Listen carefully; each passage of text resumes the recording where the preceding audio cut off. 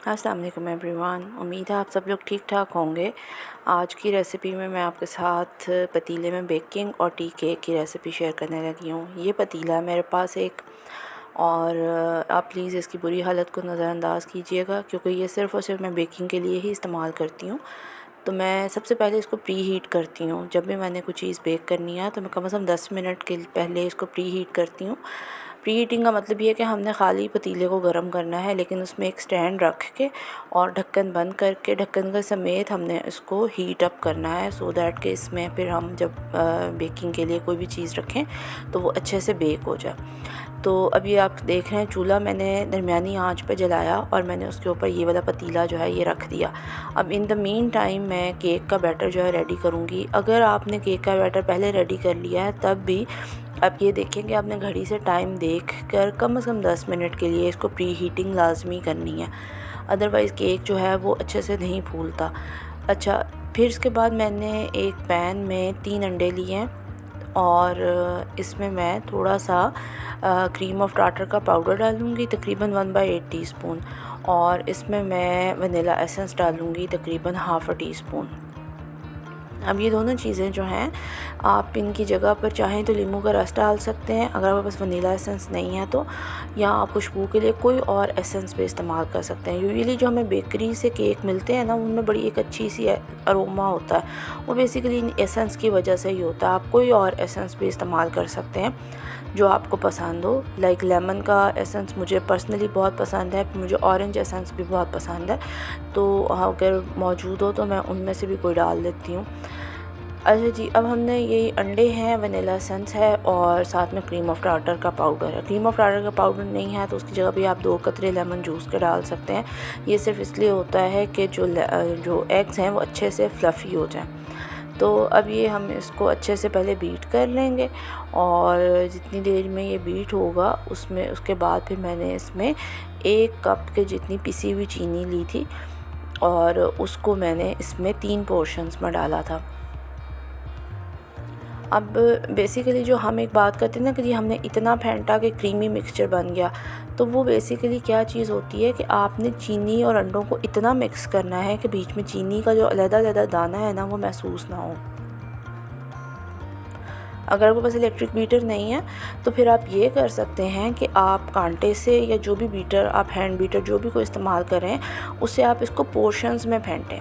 जब तक आप इसमें मैदा शामिल नहीं करते ना मिक्सचर में, तब तक आप इसे उतना ही तादाद में या इन्फिनिट टाइम्स पर आप इसको फेंट सकते हैं, उससे फ़र्क नहीं पड़ता। लेकिन वंस आपने इसमें मैदा ऐड कर दिया तो फिर अगर आप इसको बहुत ज़्यादा ओवर मिक्स करेंगे तो फिर इसमें इलास्टिसिटी क्रिएट होगी और फिर ये बिल्कुल रबड़ की तरह केक आपका बन जाएगा, अच्छा नहीं बनेगा।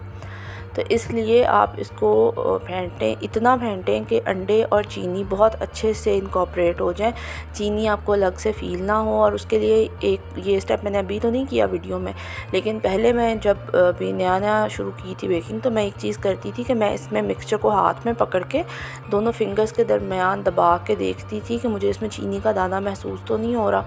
अगर तो वो दाना महसूस ना हो तो फिर इसका मतलब ये है कि अंडे और चीनी अच्छे से मिक्स हो गए। और अगर आपने चीनी अच्छे से मिक्स नहीं की उसका क्या नुकसान होगा, चीनी सारी नीचे बैठ जाएगी, केक भी आपका अजीब ग्रेनी सा बनेगा, अच्छा नहीं बनेगा। तो ये देखें, ये इस तरीके से अंडे और चीनी का क्रीमी सा मिक्सचर जो है ये आपका रेडी है। अब इस पॉइंट पर इसमें मैं half cup of vegetable oil जो है वो शामिल करूँगी। आपके पास पिघला हुआ मक्खन है आप वो डाल लें, आपके पास बनास्पति घी है आप वो डाल लें, बस क्वांटिटी जो है पिघली हुई अमाउंट में हाफ़ कप होनी चाहिए, ठीक है। तो इसके बाद हमने जो इन चीज़ों को एक दफ़ा फिर से अच्छे से मिक्स किया।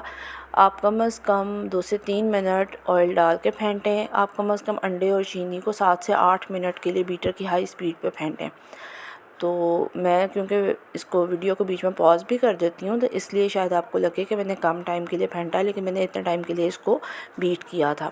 अब आप इसको अच्छे से जब बीट कर लेंगे इतना, तो अब ये जो पॉइंट आएगा कि जिसमें आपने ऑयल भी मिक्स कर लिया, उसके बाद जब आप इसमें मैदा मिक्स करेंगे फिर उसके बाद आप इसको बहुत थोड़े टाइम के लिए फेंटेंगे। फिर उसके बाद जो भी मिक्सिंग करनी है ना वो आपने कोशिश करनी है कि आप हाथ से करें, स्पैचुला की मदद से करें। अच्छा जी, ये मेरे पास 1 कप मैदा है और इसमें मैं 1 टीस्पून के बराबर बेकिंग पाउडर डालूँगी और 1 पिंच इसमें सॉल्ट की डालूँगी।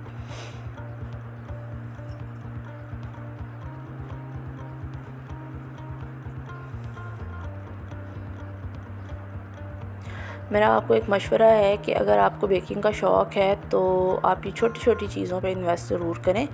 अच्छा, यहाँ पर मैंने रास्पबेरी का एसेंस मेरे पास पड़ा हुआ था, बिल्कुल ख़त्म होने वाला था, तो मैंने सोचा इसको भी चलें डाल देती हूँ।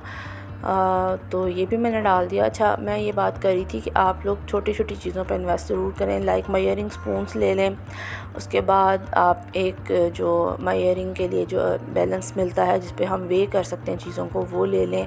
स्पैचुला ले लें, उसके बाद ब्रश ले लें। इस किस्म की चीज़ें जो हैं ये आपको बेकिंग में बहुत हेल्प करती हैं और ये बहुत ज़्यादा कॉस्टली भी नहीं है और आप कम अज़ कम जो काम कर रहे हैं उसकी क्वांटिटी के मुतालिक आप बहुत अच्छे से श्योर हो जाते हैं। फिर बस ये यहाँ पर मैंने मैदा डाला है और उसको मैंने बस 1 या 2 मिनट से भी कम टाइम के लिए मिक्स किया और जिसकी जो बाकी मिक्सिंग है वो सारी की सारी अब आप देखें मैंने स्पैचुला की मदद से की है। और स्पैचुला को आप देखें कि इस तरीके से आपने मिक्स करना है कि जो केक की बेस है, मतलब जो इस बर्तन में नीचे तक केक है, मिक्सचर है, मैंने वहाँ तक स्पैचुला घुमाया है ताकि अगर इसमें कोई लम्प्स हैं मैदे के तो वो निकल जाएं। अगर लम्प्स रह जाते हैं फिर क्या होता है, वो आपका जो केक है वो वहीं बैठ जाएगा। अब इसके बाद जो एक और इम्पॉर्टेंट स्टेप है केक बेकिंग के लिए वो है कि आपने पैन को ग्रीस करना है। मेरे पास पैन रिलीजिंग एजेंट है, इसकी मौजूदगी में मैं सिर्फ इसी से ग्रीस करती हूँ, मुझे बटर पेपर नहीं लगाना पड़ता। लेकिन अगली किसी वीडियो में मैं इंशाल्लाह आपको बताऊँगी कि बटर पेपर के साथ आप कैसे इसको ग्रीस करते हैं। लेकिन ऑयल आपने जनरसली लगाना है और उसके बाद उसके ऊपर हल्की सी जो डस्टिंग है मैदे की वो भी लाजमी करनी है। तो अगर आप ये नहीं करेंगे तो केक क्या होगा, बेस के साथ चिपक जाएगा, जब ठंडा होगा तो निकलेगा नहीं बीच में से। अच्छा जी, अभी मेरे पास सारा जो था मिक्सचर इसको मैंने इसमें बेकिंग पैन में डाल दिया है और उसके बाद मैं इसको अब बेक कर लूँगी तकरीबन 25 मिनट के लिए। घड़ी से टाइम देख लें, 25 मिनट तक आपने पतीले का ढक्कन जो है वो हटाना नहीं है किसी भी सूरत। चाहे आप इलेक्ट्रिक ओवन इस्तेमाल कर रहे हों या आप गैस ओवन इस्तेमाल कर रहे हों, तब भी ये एक टिप है कि जब आप बेकिंग कर रहे हैं, जब आपने पैन अंदर रखा उसके बाद आपने एक ख़ास ड्यूरेशन तक उसको खोल के नहीं देखना। वजह क्या है, हीट कम या ज़्यादा होने की वजह से बेकिंग बहुत इफ़ेक्ट होती है। अब ये देखें मेरे पास आँच दरमियानी थी, मैंने दरमियानी से कम कर दी आँच और अब मैं इस पॉइंट पर इसको ढक्कन हटा के इसमें मैं जो पैन है वो रख दूँगी। अच्छा, पतीला जब आपने लेना है तो आपने ये ध्यान रखना है कि जब आप इसमें कुछ चीज़ रख रहे हैं तो आपका हाथ जो है वो पतीले की दीवारों से ना टकराए, अदरवाइज़ आपका हाथ ज़रूर जल जाएगा। देखें जी, ये 25 मिनट गुजर गए थे और ये बेक हो गया था। देखें इस पर हल्का सा सुनहरा कलर भी आ गया है और ये इसका टेस्ट है। आप इसमें कोई भी नाइफ़ जो है वो डाल के देखें, अगर नाइफ़ जो है वो साफ़ निकल आता है तो इसका मतलब ये है कि केक बेक हो चुका है।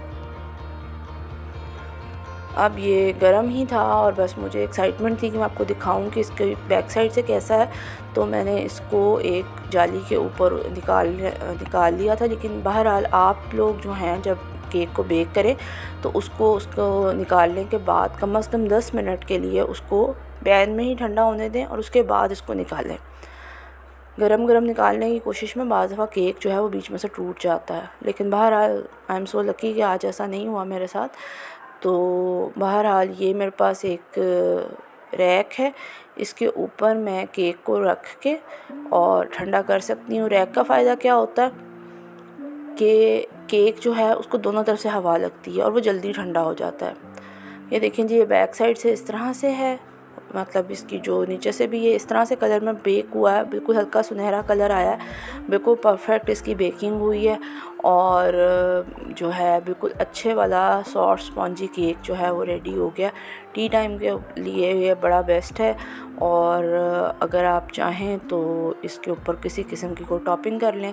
जैसे मैंने पहले बच्चों को अभी ऐसे ही दिया था, लेकिन उन्होंने फिर मुझे कहा कि नहीं आप हमें इस पर चॉकलेट लगा के दें, तो मैंने चॉकलेट सिरप बना के वो इसके ऊपर फैला दिया। तो ये भी मैं आपको उसकी कटिंग करके दिखाती हूँ। और कटिंग जब मैंने की थी तो उसमें से भी स्टीम निकल रही थी। आप देख सकते हैं कि केक काफ़ी नरम है और अभी इसको हम कट करते हैं और देखेंगे कि ये अंदर से भी बिल्कुल स्पॉन्ज लाइक है। और ये इसलिए है क्योंकि हमने मैदे को ओवर मिक्स नहीं किया था इसके साथ। अगर मैदे को आप ओवर मिक्स करते तो बिल्कुल रबर की तरह हो जाता। तो ये जी बहरहाल टी केक की रेसिपी है, एज़ वेल एज़ आप पतीले में कैसे बेकिंग कर सकते हैं उसकी भी टिप्स हैं कुछ। इनको ज़रूर ट्राई करिएगा, मुझे बताइएगा, और मेरे चैनल को लाइक करें, सब्सक्राइब करें, शेयर भी करें। Thank you so much.